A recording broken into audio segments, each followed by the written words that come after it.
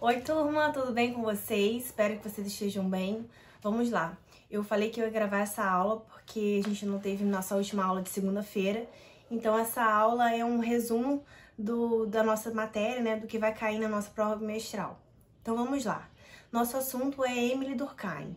Primeiro, para a gente poder entender quem é esse autor, a gente precisa entender o contexto no qual ele viveu, né? Então, o Émile Durkheim é um autor que é considerado um dos pais, né, da sociologia, que vai dar aí os primeiros pontapés da disciplina sociologia. E ele vive no século XIX, pós aquele período de Revolução Industrial, pós o período de Revolução Francesa, que a gente tem agora uma preocupação com os direitos humanos, que a gente tem agora uma preocupação com o indivíduo que não mais está inserido naquelas classes sociais, né, de primeiro, segundo e terceiro estado, já que a Revolução Francesa ela vem para dissolver essa ideia de classes sociais estamentais baseadas nos princípios da nobreza, né? E religiosos. E a gente está falando de um novo período em que agora os relacionamentos, as relações sociais são baseadas a partir da divisão do trabalho, a partir de uma lógica capitalista de trabalho. Então, todas essas modificações, né, essas transformações sociais vão levar a uma necessidade de explicar a sociedade, explicar todas essas mudanças que estão acontecendo na vida dos indivíduos, na vida da sociedade. Então, o Émile Durkheim vai ser um autor que vai tratar do estudo da sociedade, ou seja, desse processo de socialização. E aí, quando a gente fala em processo de socialização, o primeiro ponto que a gente tem que levar em consideração é que esse processo de socialização é o processo de formação do indivíduo dentro da sociedade. Para o Émile Durkheim, a sociedade é extremamente importante, porque segundo ele, eu até coloquei aqui embaixo, olha, é a sociedade que vai moldar o indivíduo e não o indivíduo que vai moldar a sociedade. A gente vai estudar num próximo autor que se chama Max Weber, e o Max Weber dizia que são as ações dos indivíduos que constroem o que a gente entende por sociedade. Já Émile Durkheim, não. Para Durkheim, o indivíduo se constrói a partir de uma sociedade que já existe. Então, segundo ele, já existem normas, crenças, valores, história, presentes dentro de um contexto social, e o indivíduo, quando nasce, ele nasce dentro já desse contexto social e ele se molda a partir disso, né? Ele se forma a partir de todo esse contexto de normas, valores, cultura que já existe, já é pré-existente ao nascimento desse indivíduo, né? Então ele vai se moldar pela sociedade. Então, esse processo de socialização é esse processo de construção do indivíduo dentro da sociedade. Quando a gente fala em processo de socialização, a gente tem os agentes da socialização. Então, a gente divide esses agentes da socialização em primário, secundário e terciário. Quem é o agente da socialização primário? O agente de socialização primário é a família. Né? Quando você nasce, o primeiro contato que você tem com a civilização, o primeiro contato que você tem com a sociedade, com o viver em grupo, é dentro da sua família. Então, é na família que você vai aprender a andar, que você vai aprender a falar, que você vai aprender a se alimentar, a agir como um ser humano social. O segundo agente de socialização, então, é a escola. A escola é vista como uma mini-sociedade. Então, assim, a escola, mais do que aprender conteúdo, é na escola que você vai aprender as principais regras sociais, como, por exemplo, saber a hora de falar e a hora de se calar, sentar em fila, se organizar. Quando a gente senta em fila, quando a gente tem um caderno para anotar, a gente está aprendendo a se organizar socialmente, né? Quando a gente obedece as regras, as normas que são impostas ali pela direção, como usar uniforme, por exemplo, é uma regra social, é uma regra que a gente começa a viver na escola para poder viver isso depois em sociedade, dentro do mundo do trabalho, né? Então a escola ela vai moldar o indivíduo, é como se fosse esse mini ambiente social, vai moldar o indivíduo para que ele possa viver dentro da sociedade. E o último agente de socialização são os meios de comunicação, que são internet, celular, televisão, rádio, hoje muito mais a questão da internet, do celular, que é um meio de comunicação ali que você está atualizado instantaneamente. Então, você está sendo o tempo todo atualizado, você está sendo o tempo todo moldado por toda uma indústria cultural que existe e que está formando você enquanto indivíduo, mesmo que você não tenha consciência disso. Pensando então em objetos de estudo, quais são os objetos de estudo para o Emile Durkheim? Qual é o objeto de estudo do Emile Durkheim, né? Para o Emile Durkheim, o objeto de estudo são os fatos sociais. O que são fatos sociais? Fatos sociais, segundo o Emile Durkheim, é aquilo que deve ser tratado como uma coisa. Então, o fato social são os costumes, as normas, os valores, a cultura, os hábitos. Então, tudo isso faz parte, tudo isso é fato social. Então, o fato social deve ser tratado como coisa, já que ele tem 3 características. Ele é sempre geral, é sempre exterior e é sempre coercitivo. Por exemplo, ir à escola. Ir à escola é um hábito, é um costume social. Ir à escola é um fato social. Por quê? Porque ele é geral. Todo mundo deve ir à escola. Independente do que você pensa sobre escola ou não, todo mundo deve ir à escola. Ele é exterior. Por que ele é exterior? Porque o fato de você não ir à escola, eu não ir à escola, não vai fazer com que o outro não vá também. Então, o ir à escola existe independente da minha existência. E ele é também coercitivo. Se eu não vou à escola, se eu não cumpro essa regra social, esse fato social, eu vou ser julgada por isso. E segundo Durkheim, a partir do momento que a sociedade adquire uma consciência desses fatos sociais, ela adquire então o que a gente chama de consciência coletiva. É a partir da consciência coletiva que a gente vai ter uma união, uma coesão social. Na apostila de vocês, lá na página 31, diz o seguinte: à medida que os fatos sociais conduzem os indivíduos a se comportarem de uma maneira aceita pela maioria da sociedade, eles formam aquilo que Durkheim chamou de consciência coletiva. A consciência coletiva, então, é o conjunto de crenças e sentimentos comuns compartilhados pela média dos indivíduos de uma sociedade.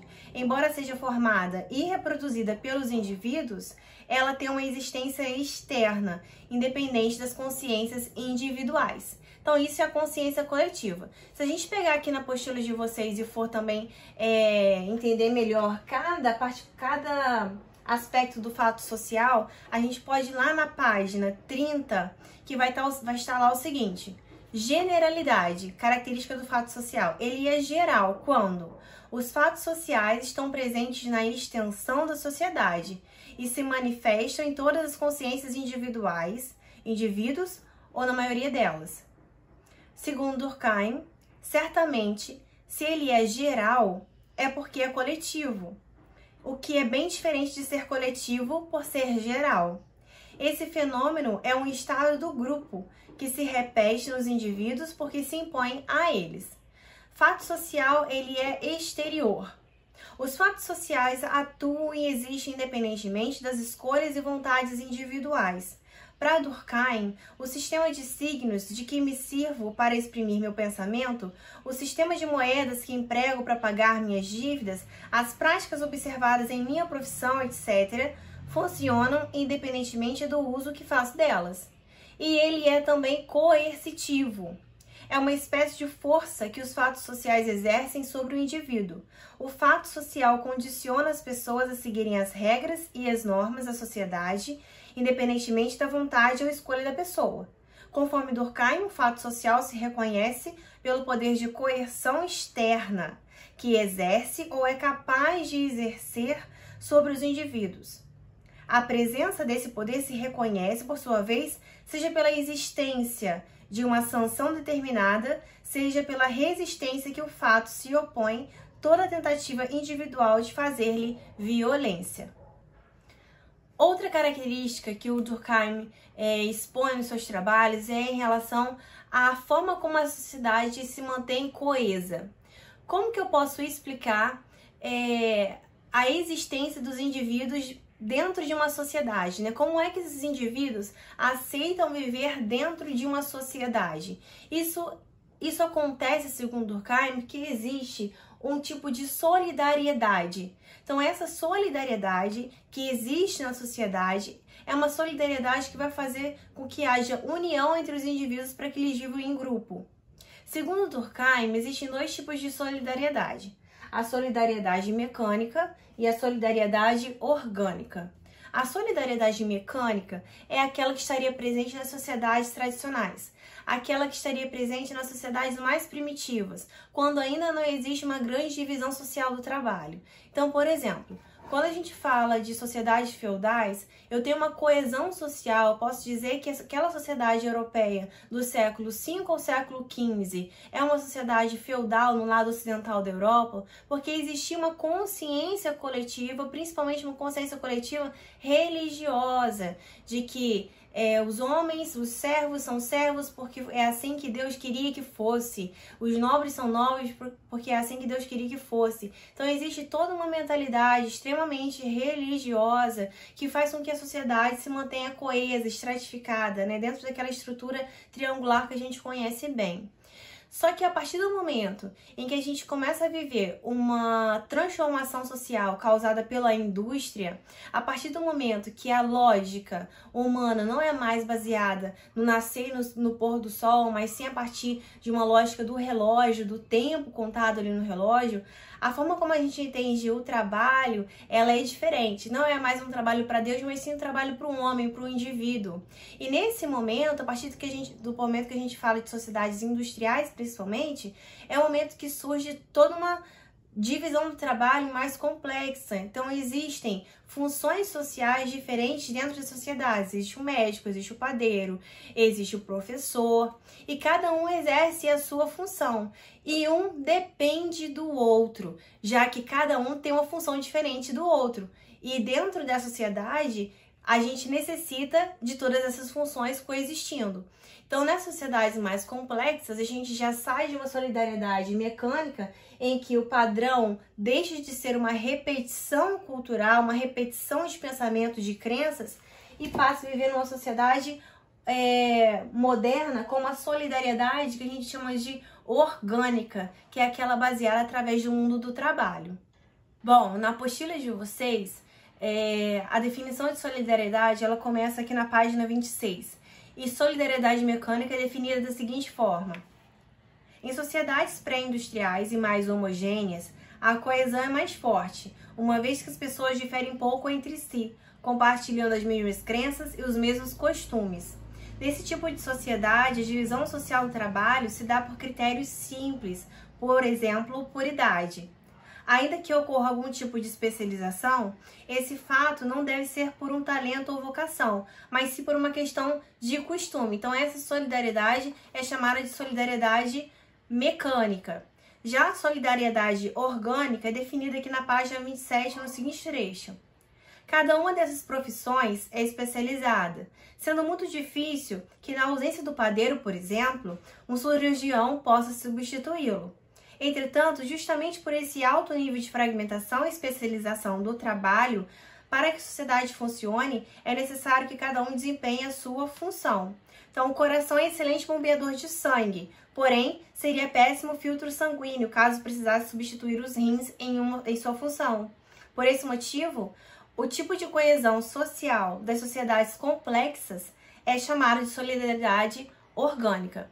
Bom, e a partir do momento em que essa sociedade, por algum motivo, sofre algum transtorno ou algum trauma que causa uma desconexão das solidariedades, a gente fala, e nesse momento, né, se existe uma desconexão dessa solidariedade, se ela deixa de fazer sentido, é porque os fatos sociais já não são fortes o suficientes para unir essa sociedade em um tipo de solidariedade, significa dizer que a sociedade passa por um momento chamado de anomia.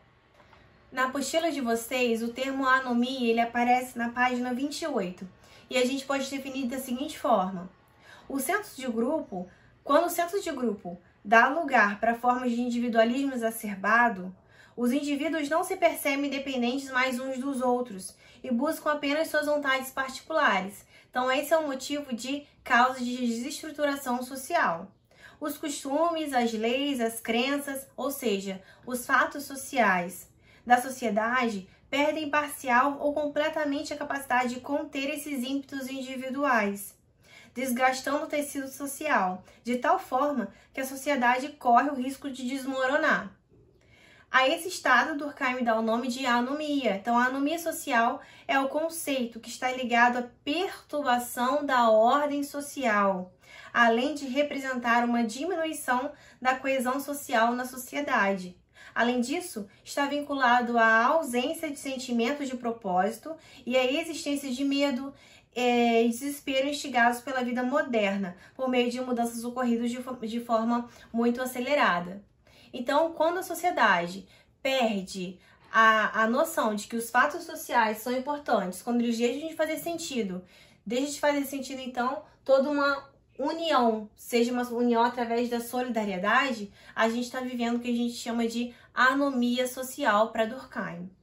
Bom, gente, esse é um resuminho bem rapidinho do que foi Emile Durkheim, do que vai cair na nossa prova bimestral. Se atentem para esses conceitos que eu falei aqui, tá bom? Que eu vou fazer perguntinhas sobre isso lá na bimestral. Beijo, bons estudos para vocês!